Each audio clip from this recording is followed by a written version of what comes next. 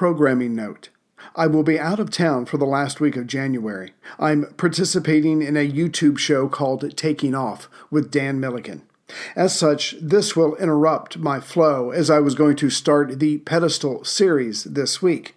So what I'm going to do instead is continue on with the regular series in North Africa, and when I get back, we'll then cover Operation Pedestal and then head back to the Eastern Front, where, if I remember correctly, we left off in late January 1942, and that's where we'll pick up the story. So, if you'll be in Fort Worth, Texas the last weekend of January, maybe come by and say hi. I'll be posting my locations. Now, on with the story.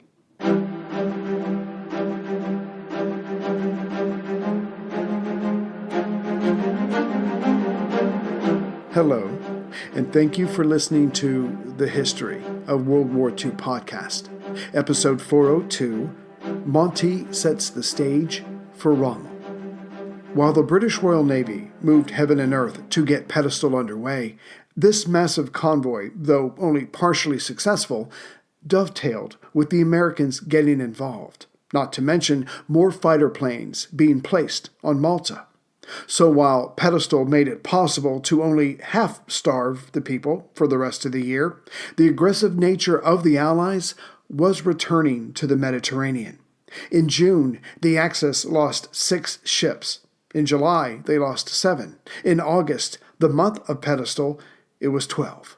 Basically, as the Near East Command was beefing up, Rommel was receiving less and less of everything. Still, he was determined to attack and perhaps take some fuel from the enemy. How's that for 2 birds, 1 stone? Indeed, Rommel had already written to Berlin. He needed more of everything. What was eventually making its way to him did not even compensate for daily usage, much less building up a reserve. To this, the Italians promised him the 7 last ships of the month would come to him. It would be all for him. Rommel took this and decided to change his attack date from August 26th to the 30th. That way he would have some additional supplies. And he had to attack. The Desert Fox was being told of more supplies and reinforcements for the enemy, landing at the Suez. Rommel just needed to get there and cut off that option to the enemy. And as Berlin needed this to work, though Rommel was a pain in the backside to deal with, Kesselring would bring fuel from Crete, and he would give him a few more planes from the Luftwaffe. Rommel was starting to feel better. And yet, of the 7 ships promised to him, the Allies had the bad form to sink 4 of them.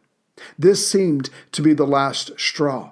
Rommel told Rome and Berlin of the lost ships, that he was feeling poorly, and they might want to send him a deputy, perhaps General Guderian, someone who could take over if needed. That man, however, was busy on the Eastern Front, so Rommel got on with his preparations, but it must be noted, not with his usual energy and enthusiasm. Meanwhile, on the other side of the barbed wire, Monty was his own version of energy and pluck. First Lieutenant General Oliver Reese of the 30th Corps was given enough men to make each division 3 brigades strong. Also, the men were spread out a bit more to give a greater defense in depth. Lieutenant General Brian Horrocks of the 13th Corps was also given help. His New Zealanders were given a brigade from the 44th Division to make up for the badly mauled 4th New Zealand Brigade. As stated earlier, the rest of the 44th Division was placed on Alam Halfa Ridge, just behind and a bit lower than Ruwisat Ridge, and all those men were behind a most impressive minefield. Now, everyone on the Allied side expected Rommel to swing south, go for about 10 to 15 miles, and then turn north to 1. Hit the enemy on the ridges in their flanks, and then do the same to 30th Corps further north. With that, the attackers could grab all the fuel they could find and keep going, all the way to the Suez. And it has to be said, Rommel had, by this point, gotten used to his enemy trying for a while and then giving up. Hopefully, that same pattern would play out here. And now a mental map is needed, if Monty's trap is to be understood. Having studied all he could of the previous desert battles, Montgomery liked the idea of having Rommel trapped in a cauldron, and the three main ridges in the area would play their part. Though the line in between the two opponents was not a straight one, in the middle of the line it ran across the western edge of the Ruissault Ridge, where Rommel had his own mines and tanks placed. Just below the Ruissault Ridge was the Alam-Naville Ridge, about half as big. And behind or to the east of both of them, and a bit in between these ridges, is the Alam-Halfa Ridge. Not only was the 44th Division on that ridge in strength, but they had an overabundance of artillery. Even better, on the southwestern corner of the Alam-Halfa Ridge, there was the 22nd Armored Brigade with its anti-tank guns and tanks themselves cleverly hidden. By the time the panzers spotted them, having swung southeast and then turned north, they, the panzers, would be fired upon almost at point-blank range. But even that was not enough for Monty. The gap between the Ruissault Ridge and the Alam-Halfa Ridge is about 4 miles, just a little too big to suit the new CNC. So he had the 23rd Armored Brigade placed there, ready to go in any direction to help put out a fire. Also, the 8th Armored Brigade was placed to the east of the hidden 22nd Armored Brigade on Halfa's southwestern corner and below Alam-Halfa Ridge, again by some 4 miles.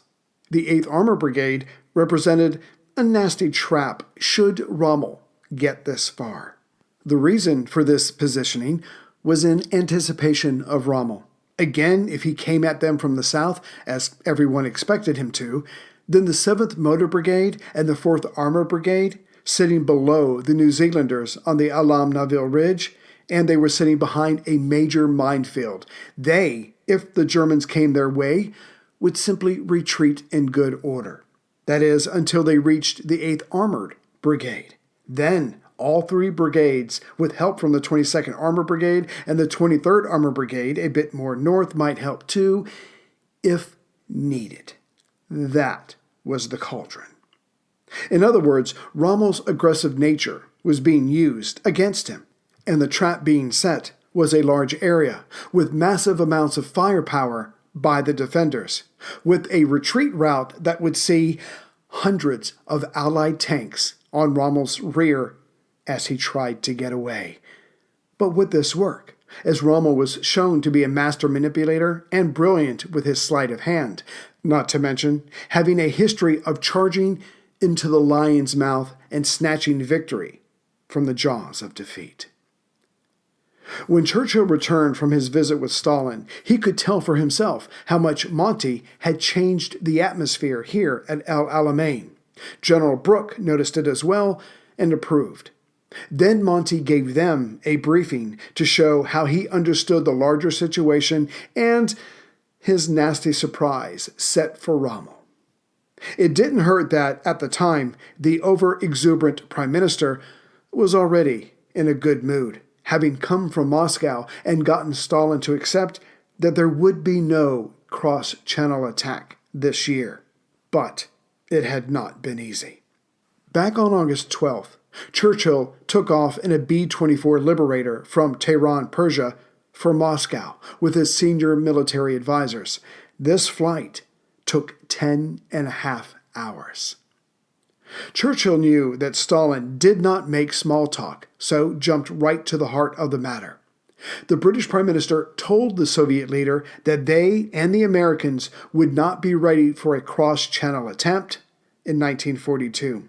But then, trying to balance out this with some good news, the Prime Minister quickly added on, by the end of 1942, over 1 million American troops would be able to reach the United Kingdom, which would increase their total troop numbers, creating an expeditionary force of 27 divisions, to which the British government were prepared to add 21 more divisions. This all sounded well and good, but if those men were not being thrown into northern France, then what was the point? But Stalin put it this way: He asked the prime minister if he and his people were afraid to fight the Germans. Then he said, a man who was not prepared to take risks could not win a war. Churchill could see that his approach was crashing, so switched topics to the Americans landing in North Africa. This, combined with the British bombing of Germany's industrial centers like Essen, should lighten the mood in the room. It did not. But the Soviet premier could see the writing on the wall. His Western partners would not be making a direct attack this year, maybe the following year. And it looked, for now, that the Russians were holding their own. So Stalin said what was expected of him. As for the North American landing, Stalin replied, "May God help this enterprise to succeed," which was lip service, but in diplomatic circles, that's the same thing as a handshake. Their meeting lasted 4 hours, and when it was done, Churchill sincerely felt that he had made a real connection with Stalin, and that was his only goal. And then he blew it. That evening, Churchill went back to State Dacha number 7, where the prime minister told his men that Stalin was a peasant whom he knew how to handle. And that's when the gloves came off, because of course the room was bugged. That evening at dinner, Stalin was much more colder than the day before, and Averell Harriman, an envoy of FDR, got to watch as Stalin tore into Churchill, complaining about no cross-channel invasion and that Operation Torch did not concern or help the Soviet Union directly. Churchill tried a different subject, the convoys of supplies coming to the USSR. To this, Stalin said, "Much has been promised, but not much had been delivered." The prime minister had had enough. He forcibly told Stalin Torch would assist the Soviet government and would be the only active military operation that could have this effect in the autumn of 1942. Between this outburst and Churchill throwing another Stalin unpleasant statement back in his face, the Soviet leader was impressed. Bullies always respect strength. Stalin retreated from his unpleasant attitude and asked Churchill, "Could you stay another day?" So the two men went to Stalin's personal residence and were served by his daughter and a housekeeper. The result of this meeting was a joint statement during the early morning hours of August 16th, saying, "The Soviet Union, Great Britain, and the US of A would continue to fight against Nazi Germany until the complete destruction of Hitlerism and any similar tyranny has been achieved." Now, hindsight blinds us to the lingering results of this meeting. Stalin had been much more distant with his Western partners before this moment. If anything, each side, FDR and the Prime Minister on one, Stalin on the other, have expected the other side to reach some kind of deal with Hitler and thus leave the other half hanging. But not now. Stalin could see that Churchill and FDR were serious about defeating Hitler and helping Soviet Russia in its hour of need. In short, Churchill's trip had its highs and lows, but it ended well. And that's all that matters in meetings. Back to North Africa, when Churchill left Monty, he wrote in the general's visiting book, "May the anniversary of Blenheim, which marks the opening of the command, bring to the C&C of the Eighth Army and his troops the fame and fortune they will surely deserve." Rommel could see for himself that the northern half of the enemy's defensive line had been strengthened, which did not matter to him very much, as he knew his real strength lied in his panzers. So he would use them to swing through the southern half and then turn north. And drawing on his own past battles, Rommel would have 4 mobile columns of armor drive east and then turn north. The most northern part of this axis fan was the column of the 90th Light Division. Below them would be the Italian divisions, the Italian 20th Mobile Corps with the Ariete and Littorio armored divisions. And below them would be the Africa Corps, led by General Nearing, with his 200 medium tanks. This, of course, included the battle-hardened 15th and 21st Panzers. But needing as much punching power as possible, Rommel also gathered up his reconnaissance units and brought them together to serve as the last and lowest hanging part of his fan that would spread out as they turned north. The far eastern edge of this hopeful cauldron was manned by, as we saw, 22nd Armored and 8th Armored Brigades. They were under the Alam Halfa Ridge, so had a good chance of being engaged by the Panzers. The man in charge of these two brigades was Major General Alexander Gatehouse, commander of 10th Armored Division, and he had 210 tanks, of which 164 of them were the valued Grants. What was about to unfold was another Rommel attack, done the same way that so many previous battles had started out. Now he could only hope that his enemy would do what they normally did when he charged at them, namely by reacting piecemeal, with their armor showing up late, with their artillery taken out, and in the end, the larger overall group of defenders would just sit there and watch as individual brigades were wiped out before the rest of them retreated east. Yes, all would probably play out the same way as it always had, the only difference being Montgomery.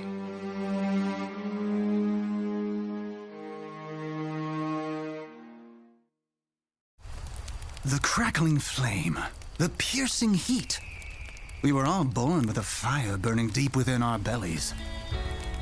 For me, Gustavus Swift, I turned my fire into the creation of Swift Foods back in 1855. For you, it might simply be to smoke a tastier rack of ribs than that blowhard Steve. Go on, find your spark. Swift Foods, inspiring extraordinary meals since 1855.